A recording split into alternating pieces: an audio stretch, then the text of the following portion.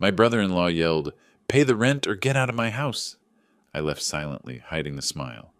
He had no idea that this house was mine and that I had secretly sold it for $900,000. When it was time to move out, he panicked and called my number.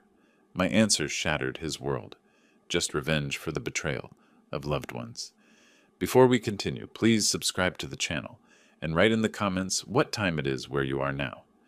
I pushed through the front door with my shoulder, grocery bags cutting into my palms. The weight felt good, substantial. I'd bought the expensive salmon, the French Chardonnay Alma mentioned last month, fresh asparagus still dewy from the market. Small things, offerings. The living room stopped me cold. My leather armchair, the one I'd read in for 30 years, sat crammed against the far wall, facing nothing. The mantel where Sarah's photo used to smile down stood bare except for Stuart's motivational poster. Success is a choice. My reading lamp lay unplugged on the floor. Stuart's massive desk commanded the center of the room now, his ergonomic chair, his filing cabinets, his territory markers scattered across what used to be my space. I shifted the bags and moved toward the kitchen. Alma glanced up from her laptop, her eyes sliding past me like I was furniture. Not even a hello. Just that brief, dismissive flick of attention before returning to her screen. "I picked up everything for tonight," I said, setting the bags on the counter. "That organic salmon you love, the French Chardonnay. You got the wrong butter again." She didn't look up. I pulled out the butter, examined the label. "I thought this was the one you asked for." "It's fine. Whatever." Her fingers kept typing. I began unpacking slowly, organizing items on the counter. The asparagus, the salmon wrapped in butcher paper, a lemon for the fish. My hands trembled slightly, not from weakness, just the lingering tension from this afternoon's appointment. "Dr. Morrison's words still echoed. "Arrhythmia. We'll need to monitor this." But I'd pushed that aside. Tonight was about family, about creating something warm. Stuart emerged from his office, saw me, released a heavy sigh. "We need to talk." "Of course." I folded the empty bag. "Let me just finish putting these away. Now, Ray, this is important." I turned to face him, reading his expression. Rehearsed. Whatever this was, he'd practiced it. "All right. Should I make coffee?" "Don't bother." I left the groceries half unpacked and followed him to the dining room. Alma closed her laptop and joined us, her face carefully neutral. They'd coordinated this. The realization settled in my chest like a stone. "I'll start dinner in a bit," I said, trying to salvage normalcy. "Just need 20 minutes. "After," Stuart said, so I sat. Stuart remained standing, his posture straight, hands clasped behind his back like he was addressing a board meeting. "Ray, this situation isn't sustainable. You're living here rent-free, using utilities, taking up space. Starting next month, we need $1,500 monthly rent, or you need to find another place." The fork I'd been fidgeting with went still in my hand. I set it down carefully, the small clink against the plate too loud in the silence. "This is my house," I said quietly. "I designed it. I built it." "Actually, we all live here." Stuart's voice carried that patient tone people use when explaining obvious things to slow children. "And we all need to contribute." I turned to Alma. She was staring at her placemat, tracing the edge with one finger. "Alma, you agree with this?" Her eyes finally met mine, and what I saw there hurt more than Stuart's words. Distance. Resolve. "Dad, we have expenses too. It's only fair." "Fair?" The word tasted bitter. "I'm your father. And we're adults. This is just business." Business. My daughter, who I'd held through nightmares and walked down the aisle, was reducing me to a business arrangement.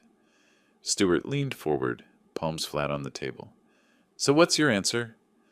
The dining room pressed in around me, this room where we'd celebrated Sarah's last birthday, where Alma had told us she was engaged, where I'd sat alone after the funeral, picking at casseroles. Neighbors had brought my room, my table, my house. "I need to think about this," I managed. "You have until the end of the week." Stuart straightened, satisfied. 1,500 monthly or start apartment hunting." The chair scraped against the hardwood as I stood, my hands finding the table's edge and gripping hard enough that my knuckles went white. Both of them watched me, Stuart with that business-like patience, Alma still unable to hold my gaze for more than a second. I turned away from the table, my shoulders rigid, and walked toward the kitchen where the salmon still sat on the counter, waiting to be prepared for a family dinner that would never happen. I lay in the narrow bed, staring at ceiling cracks I'd memorized over sleepless months. This room, Alma's childhood bedroom once, with its window seat where she'd read fairy tales, was now my exile. The walls still held the faint outline where her bookshelf had been. Outside, an engine started. I rolled to the window and watched Stuart's Tesla glide down the driveway, red taillights disappearing into the pre-dawn darkness. 6:30. His gym routine, faithful as clockwork. He'd be gone 2 hours. I needed those 2 hours. I dressed in yesterday's clothes and moved through the quiet house. No coffee brewing yet, no lights, just the gray stillness before sunrise. When I reached the master bedroom, my bedroom, the one I'd shared with Sarah for 28 years, I stopped. My hand hovered near the door. I knocked softly. "Dad?" Alma's voice came muffled and sleepy. "What time is it?" "We need to talk, before Stuart gets back." A long pause. Then, "Give me a minute." I waited in the hallway, noticing details I'd been too numb to register before. My medical degree no longer hung on the wall. My engineering certifications, gone. In their place, Alma and Stuart's wedding photos, their vacation shots from Maui, their life expanding into every space mine had occupied. The bedroom door opened. Alma stood there in pajamas, arms crossed, eyes puffy. "Kitchen," she said. She made coffee while I sat at the table. Her movements were automatic, mechanical. Scoop the grounds, pour the water, wait for the drip. Anything to avoid facing me. "Alma, about last night." "Dad, please, it's too early." "When then? When would be a good time to discuss my own house?" She turned, coffee pot forgotten. "That's not how Stuart meant it." "How did he mean it, then?" "Dad, you have to understand. We have expenses, too. This is just fair." I leaned back, studying her face. When had she learned to look at me this way, like I was a problem requiring a solution? "Fair? Charging rent to live in my house?" "You're living in our space. We're the ones maintaining it, paying utilities, putting money into improvements." "Improvements I never asked for."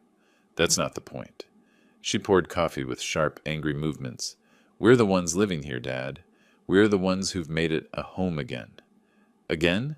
"It was always a home. My home. After Mom died, you were just existing here. We brought life back."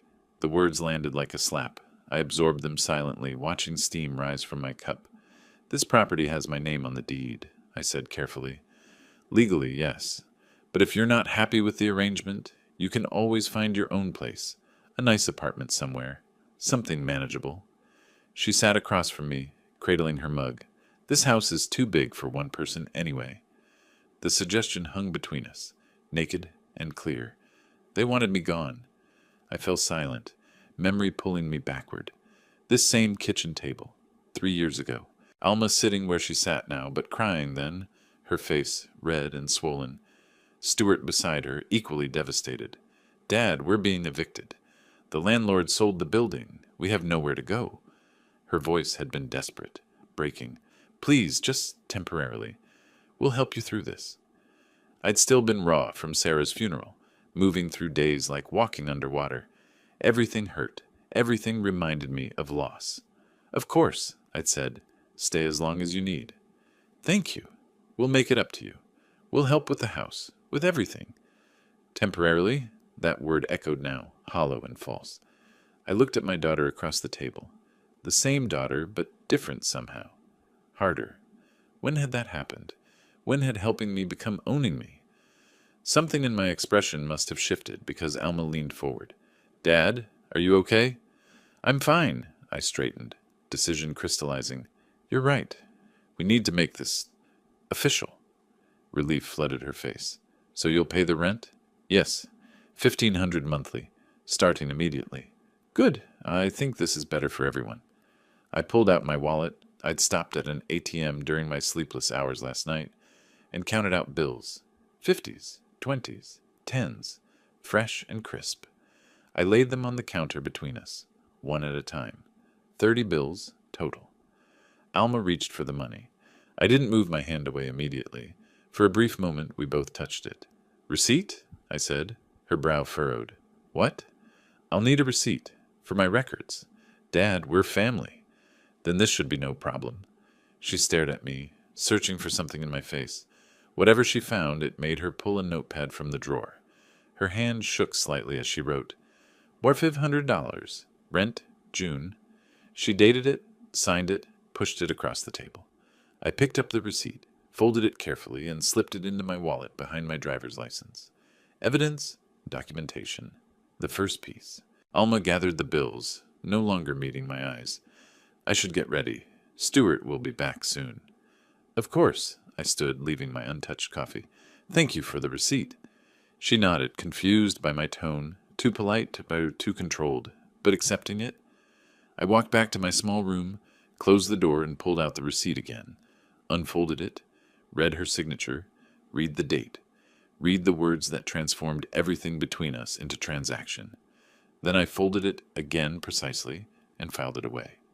The library's law section was quieter than I expected for a Tuesday afternoon.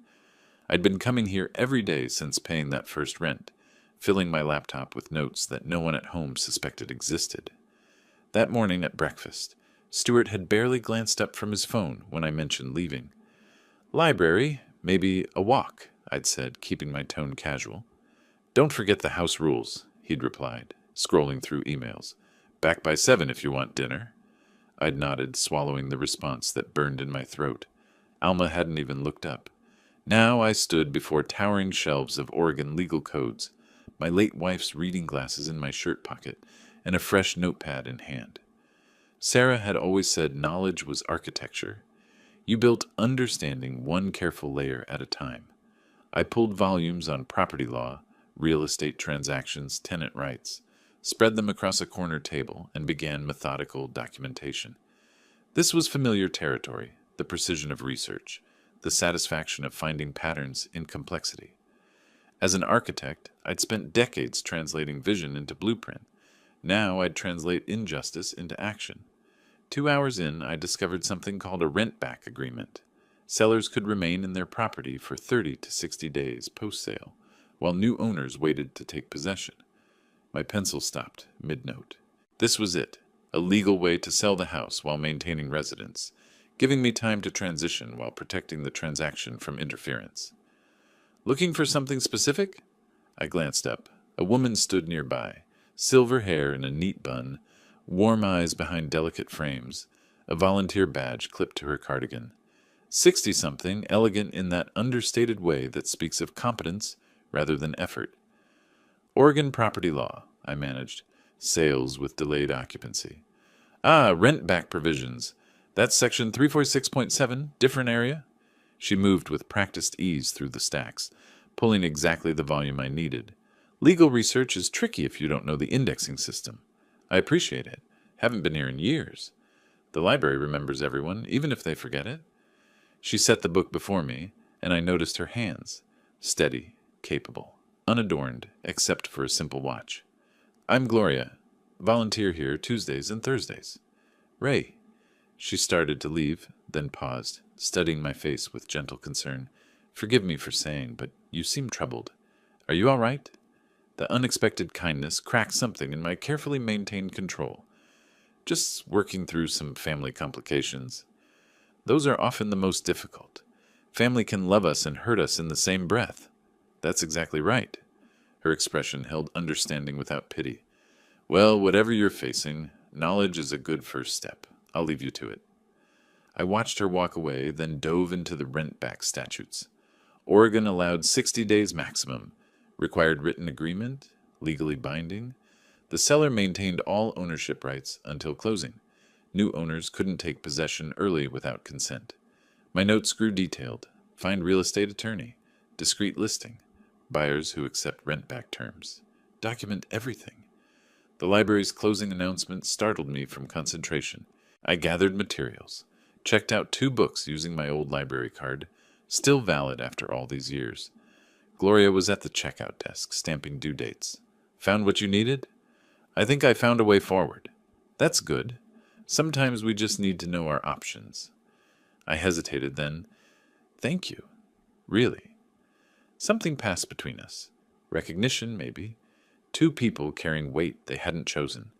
The drive home felt different. Sunset painted the familiar streets in unfamiliar colors. My mind worked through logistics, timelines, contingencies, the architect in me sketching plans. I reached home at 6:45, 15 minutes before Stuart's arbitrary deadline. The living room furniture had been rearranged again. My armchair now faced the wall. Stuart emerged from the kitchen, arms crossed, blocking my path like a landlord addressing a problematic tenant. "We need to go over some new arrangements." My stomach tightened. "What kind of arrangements?" "House rules. Nothing unreasonable." He counted them off on his fingers like items on a corporate memo. "No use of living room after 8 p.m. We need quiet for work. 24-hour notice before having any guests. No cooking after 7. And keep your bedroom door closed. The house looks neater that way." Each rule was another small theft, another piece of my autonomy stripped away in my own home. Alma appeared behind him, silent reinforcement. "We're just trying to make this work for everyone," Stuart continued. "You understand, right?" I looked at him. This man who'd moved into my house 3 years ago with tears and promises of temporary help, who now stood in my living room, issuing edicts like some petty despot. "I understand perfectly." Something in my tone made Alma's eyes flick up sharply, but she said nothing. Stuart, satisfied with my apparent compliance, nodded and returned to his office. I walked to my small bedroom, closed the door as required, sat on the bed and spread my library books across the blanket like battle plans. My expression hardened with resolve. David Olson's office sat on the 14th floor of a downtown Portland building, all glass and steel. I'd spent 10 days researching attorneys who specialized in real estate transactions, looking for someone who'd understand discretion. Olson's reviews mentioned both competence and confidentiality. That's what I needed. The elevator climbed steadily, floor numbers illuminating in sequence. My reflection stared back from the polished doors, an older man in a pressed shirt, carrying a folder that held his future. This consultation would make everything real. No retreat after this. The past week and a half replayed in my mind. Stuart's satisfied smirk when I'd followed his new rules, Alma's indifference, the casual way they discussed my savings at breakfast like it was community property. Each memory crystallized my certainty. The doors opened. Reception area, professional photos on walls, diplomas in frames. Legitimate, serious. "Mr. Cook?" The receptionist smiled. "Mr. Olson is ready." I followed her down a quiet hallway, took a breath, and entered. Olson's office was organized chaos. Legal books lining one wall, a large desk with neat stacks of folders, client chairs positioned for conversation, not confrontation. The man himself stood to greet me, mid-50s, gray at the temples, assessing eyes behind wire-rimmed glasses. "Mr. Cook, please sit. Your call mentioned a property matter." I sat, placed my folder on his desk. Beginning was hardest. I need to sell my house, without my family knowing until it's done. His expression remained neutral. He'd heard unusual requests before. "Tell me the situation. I need full context to advise you properly." So I explained. My house, designed it myself 30 years ago. Daughter and son-in-law moved in 3 years ago, supposedly temporary. Now charging me rent in my own home, implementing rules, effectively squeezing me out. Olson listened, took notes, asked precise questions. "The property deed is solely in your name?" "Yes." "They have no legal lease agreement? Nothing formal? You're paying rent without a rental contract?" I pulled out the receipt Alma had written, laid it on his desk beside the deed, and my original architectural plans for the house. He reviewed each document carefully, his practiced eye catching details I'd worried over. "Mr. Cook, you have every legal right to sell. It's your property." He leaned back, steepling his fingers. "Occupants without lease or ownership are legally guests. They have no claim." Relief and fear mixed in my chest. "We'll need a discreet listing," he continued. "Buyers who accept a rent-back agreement. Oregon allows up to 60 days. You sell close escrow, but retain occupancy for 2 months. During that time, you find new housing and prepare to move. And they won't know until the new owners take legal possession. They'll receive an eviction notice 30 days before the mandatory move-out date." I absorbed this. "How long does the process take?" With proper buyers, 30 to 60 days for closing. I can connect you with a realtor who handles discreet sales. He consulted his computer. Portland market is strong. Your home in the Eastwood area, I'd estimate 880 to 920,000. After commissions and costs, you'd net approximately 850, enough to start over, buy a smaller place or rent comfortably, live on my own terms. Olson's gaze sharpened. I need to ask, are you certain? This will damage family relationships, possibly permanently. They've already damaged the relationship. I'm just protecting what's mine. He nodded slowly. Then let's proceed. I'll have my paralegal prepare initial paperwork. Walking to my car afterward, I felt weight lift and simultaneously pressed down heavier. Events were in motion now, irreversible. Instead of driving straight home, I stopped at Central Library. Not really planning to, just hoping. She was there. Third floor, not at the volunteer desk, but sitting at a table with her laptop and books. Gloria looked up, recognized me, smiled warmth I hadn't seen in my own house for years. Back for more property law? No, I found what I needed. Are you researching something? Retirement planning, actually. Figuring out how to make my pension stretch, we talked. Conversation flowed naturally this time, two people discovering unexpected compatibility. I mentioned my morning walks in Laurelhurst Park, how the movement helped me think clearly. I love that park, she said. The rhododendron garden is beautiful right now. Moment of possibility, leap of faith. Maybe, if you're there tomorrow morning around 9, near the pond. She paused, considering. Then, I could be. Small smile exchanged. Something beginning. I arrived home later than usual, just after 5. Entered quietly, heard voices from the kitchen. Stuart and Alma, not knowing I'd returned. The basement renovation would add at least 50,000 to the value, Stuart was saying. Your dad's savings could cover it. I froze in the hallway. He has that money just sitting there. Alma replied. It's wasteful. We should talk to him about investing in house improvements. Frame it like it benefits him too. What about the garage? We could convert it to a studio apartment, rent it out. Even better, another income stream. This property is wasted on someone who doesn't use it properly. I stood there, unseen, absorbing every mercenary word. They weren't just squeezing me out. They were planning to extract every dollar I had first. Every word validated my decision. I cleared my throat deliberately. Conversation stopped. Guilty silence. I walked into the kitchen, face carefully neutral. I'm back. Going to my room. Alma forced brightness into her voice. How was your walk, Dad? Enlightening. In my bedroom, door closed as required, I sat on the bed and pulled out David Olson's business card. His direct number was written on the back in his own handwriting. My hand stayed steady as I looked at it. The realtor's text came through at 9 in the morning. Buyers confirmed for 2 o'clock viewing. You're sure about the timing? I was sure. Stuart and Alma had left for Seattle the night before. Some weekend trip I'd suggested 2 weeks ago. You two work so hard, I'd said. Take a weekend away. My treat for part of the hotel. They'd accepted eagerly, never questioning my sudden generosity. Now the house was mine. Completely mine. For 36 hours. I walked through the empty rooms, opening curtains Stuart had ordered kept closed, turning on lights he claimed wasted electricity.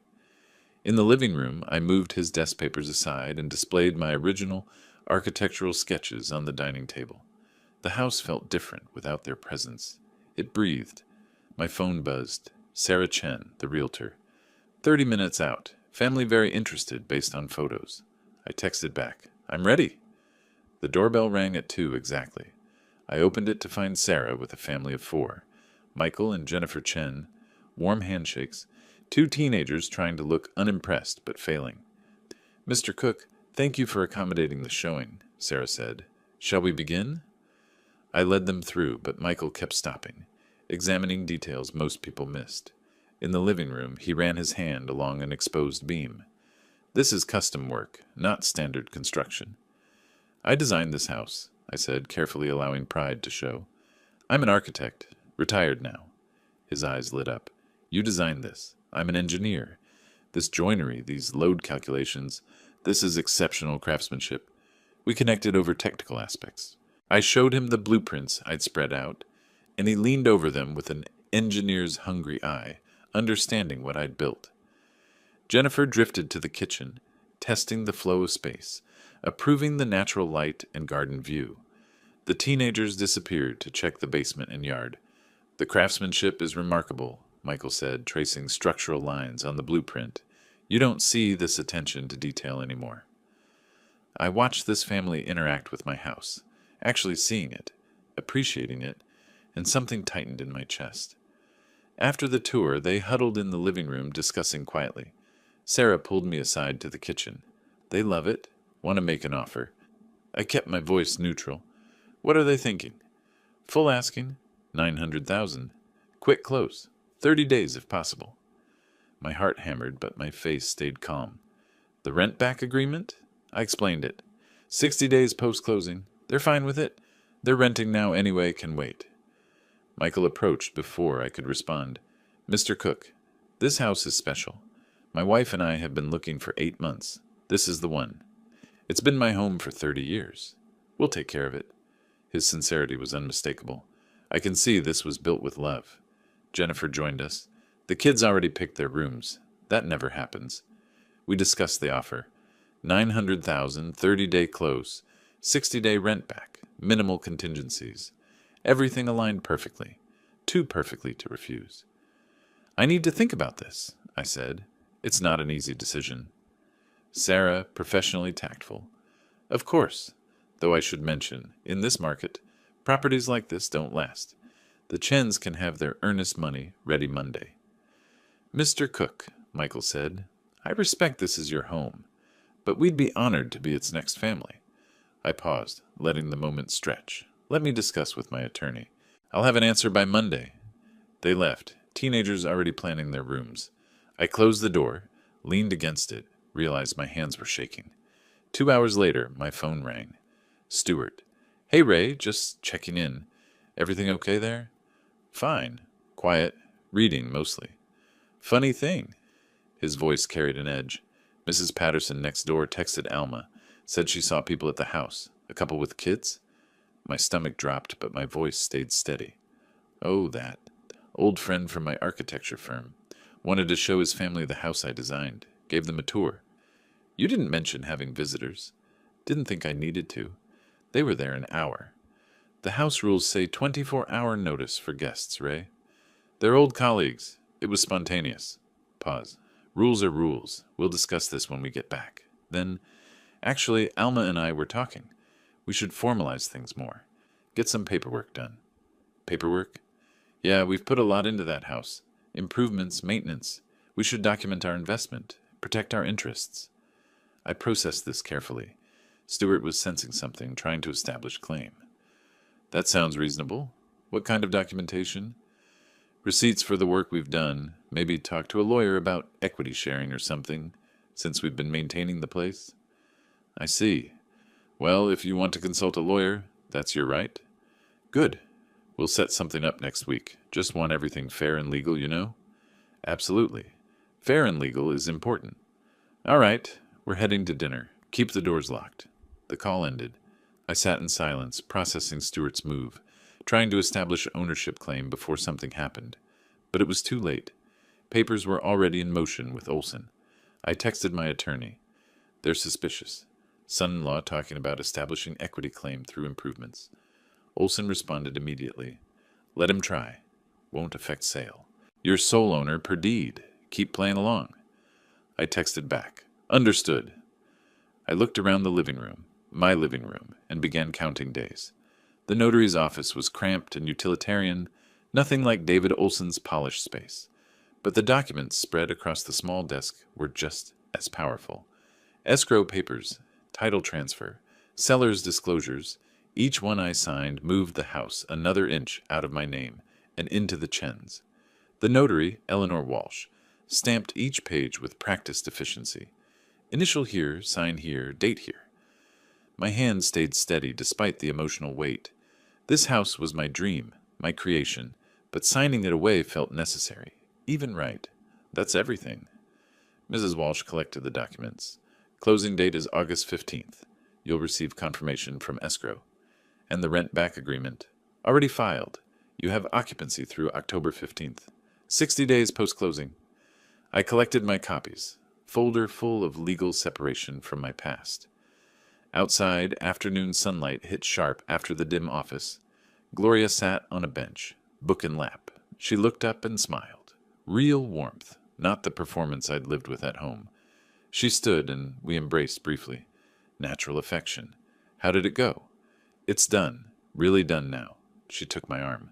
Come on. We have apartments to see. Forward, not back. In her car, she asked, You're sure about this? Selling the house? 30 years I put into that place, but the last 2 years erased what it meant. Sometimes we have to let go of what we built to build something new. I looked at her, this woman who appeared when I needed hope. Over the past 2 weeks, we'd walked Laurelhurst Park every morning, coffee at the cafe, by the pond, conversations about our lives, her divorce 10 years ago, my wife's death 3 years ago, shared loneliness transforming into companionship. Yesterday, we'd held hands for the first time. I couldn't do this without you. Yes, you could, but I'm glad you don't have to. We drove to Selwood, across the river from my current neighborhood. The district charmed immediately. Small shops, tree-lined streets, older homes converted to apartments. Tom, the rental agent, met us at the first property. Too small, too dark. The second apartment was better. 2 bedrooms, second floor, overlooking a garden. I walked through with my architect's eye, assessing everything. Kitchen adequate. Living room with good light. Bedrooms decent, Gloria noticed. You're redesigning it in your head already. I smiled slightly. Habit. But yes, I could make this work. $1,800 a month, Tom said. Available August 1st. Gloria, practical. What about furniture? You're leaving with just your personal items? I'll need to buy everything new, but that's actually appealing. Start clean. We viewed a third apartment, but the second one kept pulling me back. The Selwood place? Tom noted my interest. It's popular. If you want it, I need application today. I'll take it. What do you need from me? Application process moved quickly. References, deposit, first, last, and security, totaling $5,400. Credit check. I wrote the check from my savings. Not the house sale yet. August 1st. Gloria checked the date. That's soon. 9 days. Time to start packing. In her car outside the rental office, paperwork complete, I turned to her. Gloria, I need to tell you something. About the house sale? My daughter and son-in-law. They don't know I'm selling. Won't know until the eviction notice. She absorbed this. That's quite a surprise you're planning. I explained fuller context. The rent demand, the rules, feeling erased in my own home. She listened without judgment. Does that make me cruel? Not telling them? It makes you someone protecting yourself. They made their choices. This is yours. I keep thinking about Alma as a child. She wasn't always like this. People change. Sometimes the kindest thing is letting them face consequences. I looked at her directly. I'm falling for you. Is that wrong? In the middle of all this. Life doesn't pause for perfect timing. I'm falling too. We held hands across the console. What happens after August 15th? She asked. After they find out? I disappear into my new apartment. Start over. With you, if you'll be part of it. I'm already part of it. Ray returned home late afternoon. Stuart intercepted him immediately in the hallway. Where have you been? I needed to talk to you. Out. Errands. You need to start telling us where you go. We worry. I bit back my response. Nodded. Anyway, Alma and I made a decision. Starting this weekend, we need 24-hour notice before you use the kitchen on Saturdays and Sundays. We're meal prepping and need the space. The kitchen, in my own house. Our house, Ray. We all live here. Compromise is important. Alma appeared, stood beside Stuart. It's just weekends, Dad. Be reasonable. I looked at my daughter, saw slight uncertainty in her eyes, but she wouldn't contradict Stuart. Fine. Whatever you need. Good. Oh, and I set up a consultation with a property lawyer for Wednesday to discuss our equity position. I hope that works out for you. Stuart missed the irony completely. It will. We've got all our documentation. I walked to my room, closed the door, checked the calendar on my phone. August 15th circled in red. 18 days away. I counted down silently. August 15th arrived like a scheduled demolition. I sat in David Olson's conference room, watching him review the closing documents one final time before sliding them across the mahogany table. Outside the window, downtown Portland stretched toward the river. Inside this room, my house became someone else's property with each signature. "This is it, Ray." Olson tapped the settlement statement. "Once you sign, the house transfers to the Chens. 900,000 minus closing costs and commissions. You'll net approximately 847,000. I nodded, picked up the pen. The weight felt appropriate. Each signature carried 30 years of history. I designed every room of that house, chosen every fixture, built it with a young wife beside me planning our future. But the last 2 years had poisoned what took decades to create. I signed methodically. Seller's deed, settlement statement, transfer documents. The title company representative appeared on the video screen. All documents executed. Wiring instructions confirmed. Funds will transfer within the hour. "And the occupancy agreement?" Olson asked. "Filed and recorded. Mr. Cook has occupancy through October 15th, with early termination clause if he vacates sooner. I'll be out by the 25th. My voice stayed level. 10 days from now. Olson made a note. After the title rep disconnected, he leaned forward. "You're sure about the timeline? You want the eviction notice served the day after you leave?" "August 26th. Gives them exactly 30 days. September 25th. Move out date. Oregon law requires minimum 30 days for eviction without cause. This is by the book." He paused. "How will it happen?" "The Chen's attorney will send certified letter, legally served when received. Letter states property sold. New owners taking possession, current occupants must vacate by specified date. And if they refuse, then the Chen's file for eviction with the county. Sheriff serves papers. They'll leave." Olson studied my face. "Ray, are you ready for the fallout? Your daughter will be devastated." "My daughter devastated me for 2 years. She made her choices." He accepted this, handed me my copies of the closing documents. My phone buzzed. Bank notification. $847,000 deposited.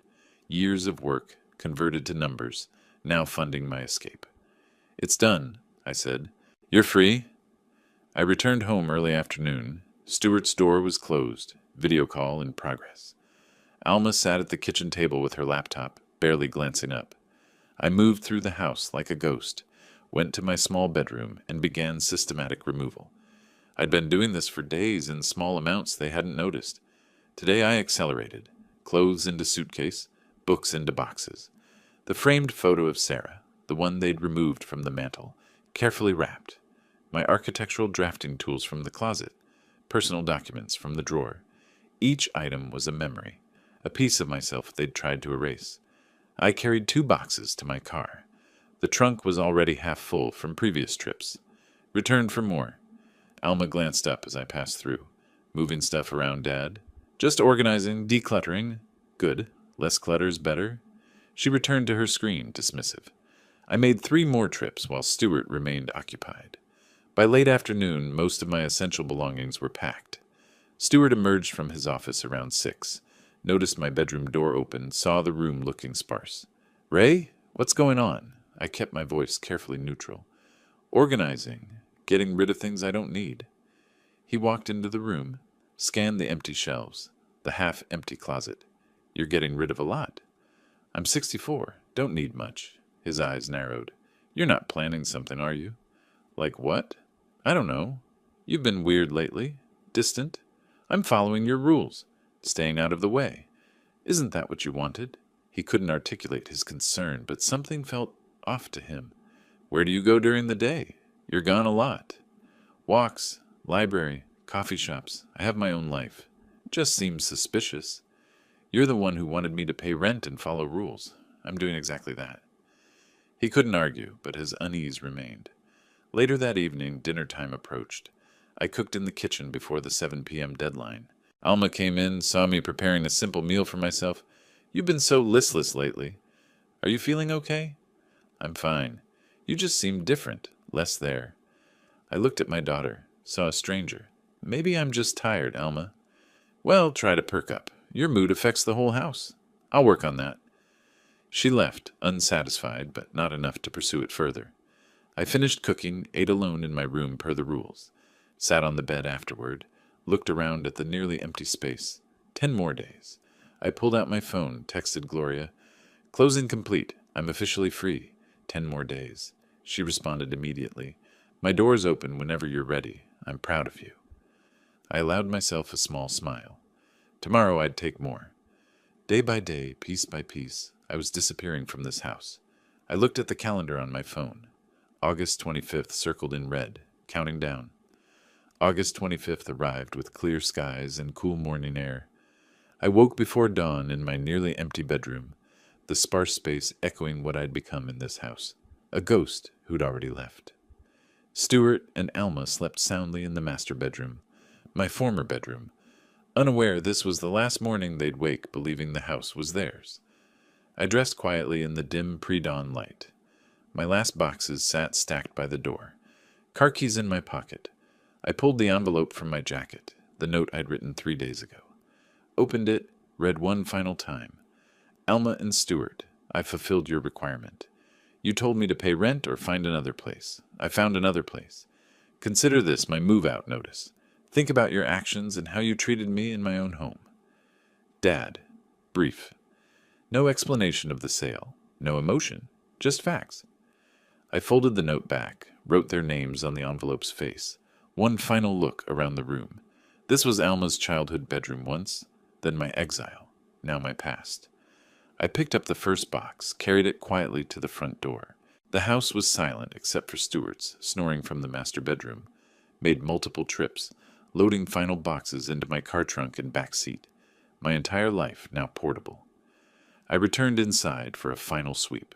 Walked through the house in dim morning light. Living room. Stuart's desk dominated where my reading chair used to be. Kitchen, where they'd charged me rent to cook. Dining room, where Stuart had delivered his ultimatum. Master bedroom door, closed. Them sleeping in the room that was mine with Sarah. Each space held memories, some good from 30 years ago, recent ones poisoned. This was my dream house, my architectural achievement, but they'd made it a prison. I returned to the kitchen, placed the envelope prominently on the center of the table where they'd see it immediately. Next to it, I set my house keys. Front door, back door, garage. Keys I'd held for 30 years. Releasing them felt both heavy and light. 6:15. Plenty of time before they woke. I took one breath, opened the front door, stepped out, closed it quietly behind me. Didn't lock it, not my house anymore in my mind. Walked to my car, didn't look back.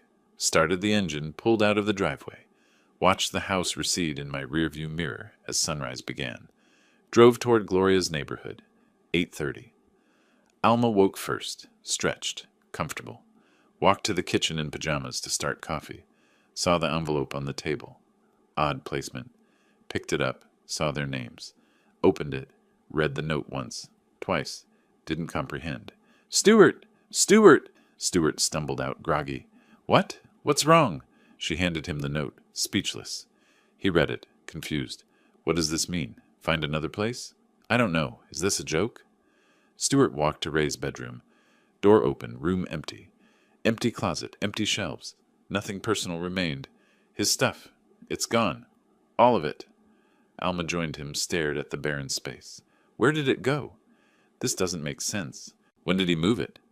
He's been doing that organizing thing? That must have been... He was packing. Right under our noses. First reaction was offense. How dare he just leave without discussing it? This is so childish. Leaving a note like we're roommates, not family. Stuart's face hardened. Good riddance, honestly. Now we have the whole house.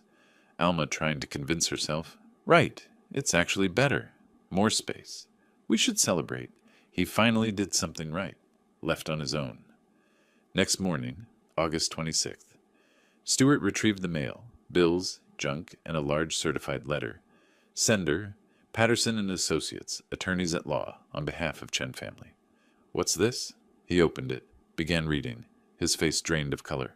What? What is it? Stuart's voice shook. Notice of eviction. No, this says the house was sold. Alma grabbed the letter, read aloud. Notification of property sale and termination of occupancy rights. The property located at this address was sold by the legal owner, Ray Cook, to Michael and Jennifer Chen on August 15th, 2025. As you are not legal tenants or owners, you are required to vacate the premises by September 25th, 2025. Failure to vacate will result in formal eviction proceedings. Stunned silence. This is impossible. He can't sell the house. It's in his name. He designed it. Legally, But we live here. We have rights. Do we? We never signed a lease. We just moved in. Stewart grabbed his phone, called the law firm number. Receptionist confirmed. Property sold. August 15th. All documentation legal and filed. He demanded to speak to an attorney.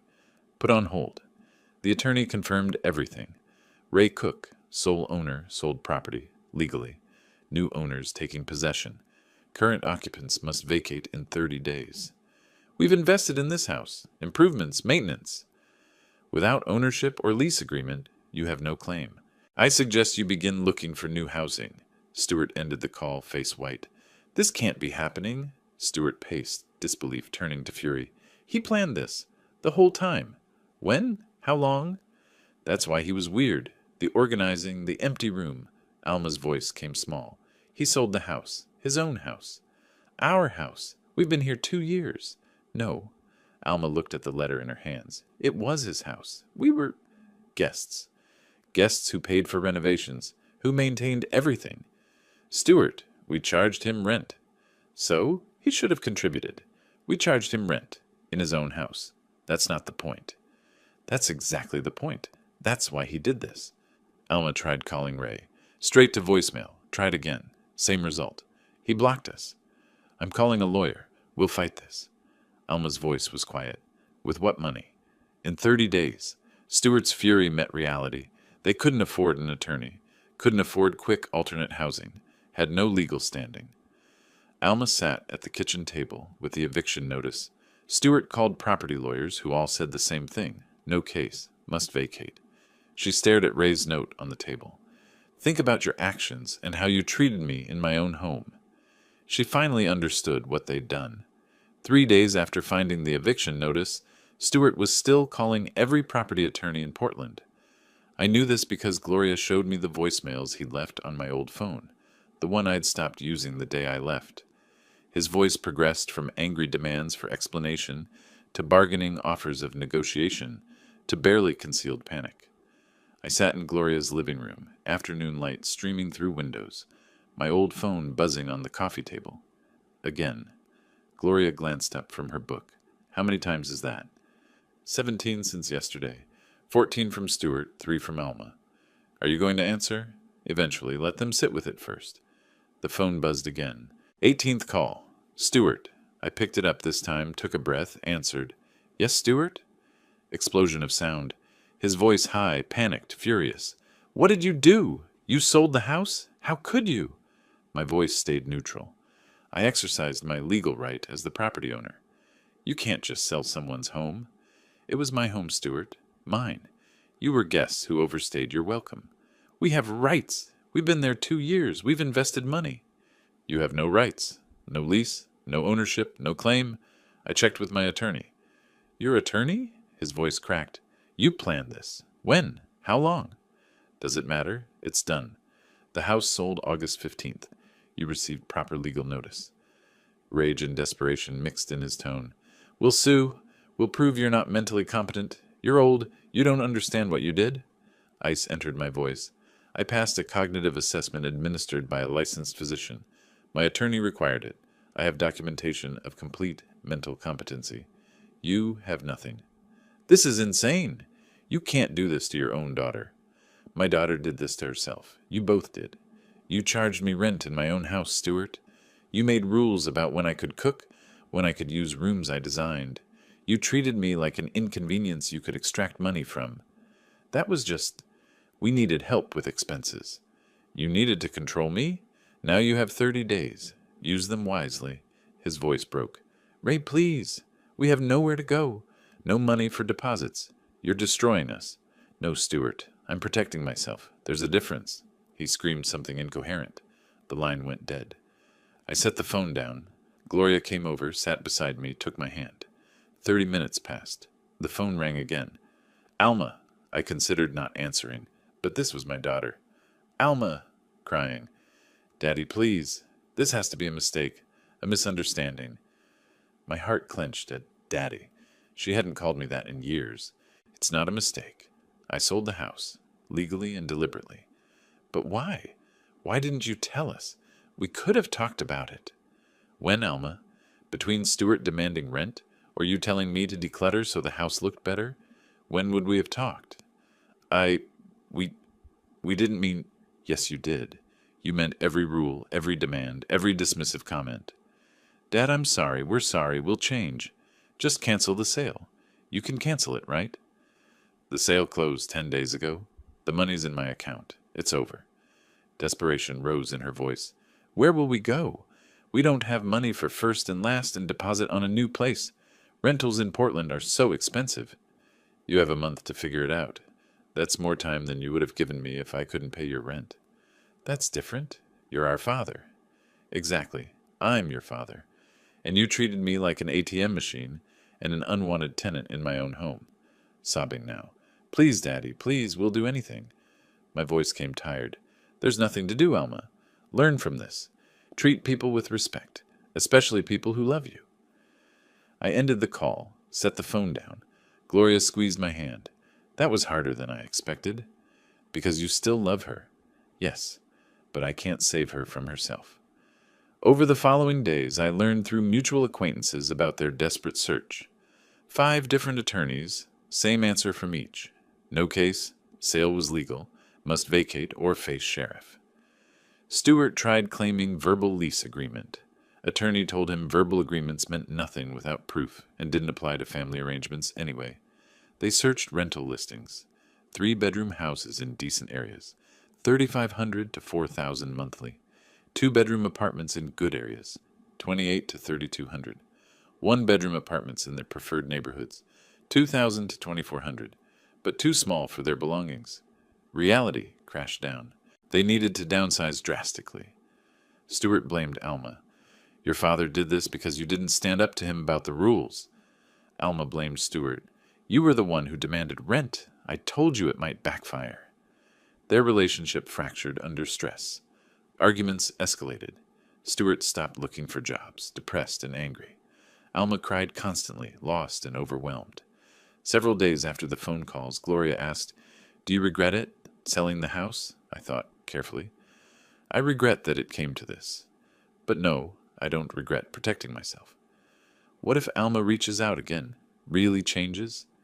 If she genuinely changes, learns respect, rebuilds herself, maybe someday we can have a relationship. But she needs to do that work. I can't do it for her. I looked around Gloria's cozy living room. Plants, books, music, warmth. I spent 2 years shrinking myself to fit their vision of what I should be. Now I'm expanding again. You're different than when we met at the library. Lighter. I was carrying their contempt. Now I'm only carrying my own life. We kissed briefly, comfortable and real. The phone rang. Unfamiliar number. I checked it, didn't recognize it. Let it go to voicemail. Think it's them? Probably, using someone else's phone. I turned the phone completely off, set it aside. I'm not answering. We began cooking dinner together. Laughter from the kitchen. My old life fading. New one taking root.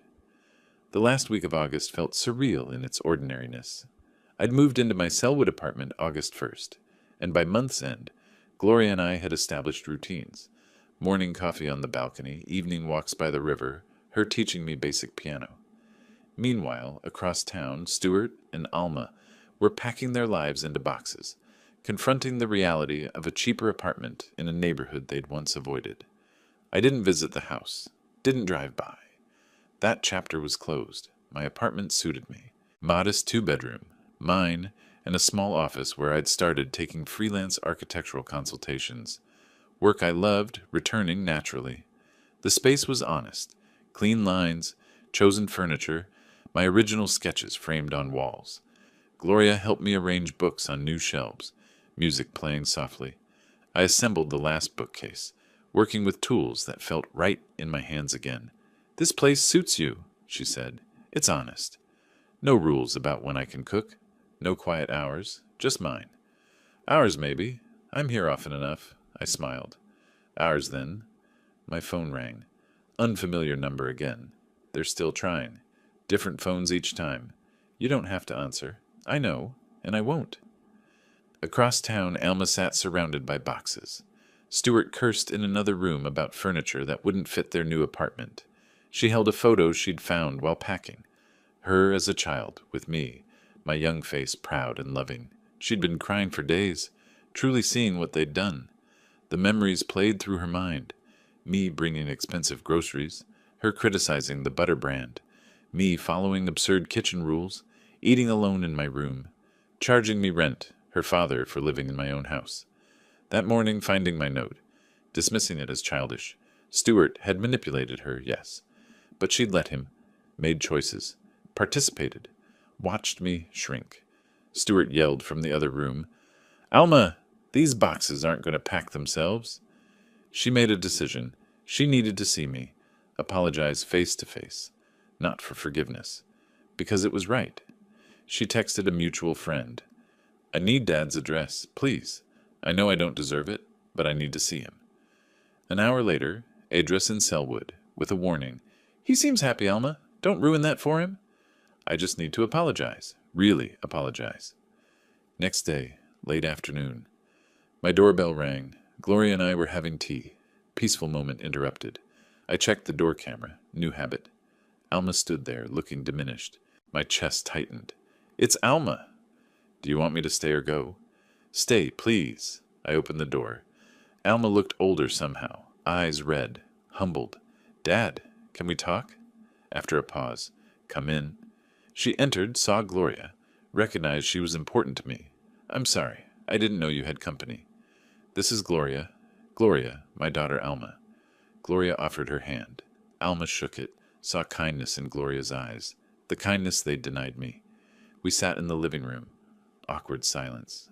Alma struggled to start. "Dad, the apartment looks nice." "Thank you." Tears starting. "I came to apologize, really apologize, not to ask for anything, just to say I'm sorry." I listened, face neutral but not cold. "I've been thinking about everything we did, how we treated you, the rent, the rules, taking over your house like it was ours, making you feel unwelcome in your own home." I stayed silent, letting her speak. I was so caught up in Stuart's anger about his job, his need to control something, and I let him. I participated. I watched you become smaller and smaller, and I told myself you were just being difficult. She cried fully now. "You're my father. You raised me alone after Mom died. You gave me everything, and I repaid you by treating you like you were in the way." My voice came quiet.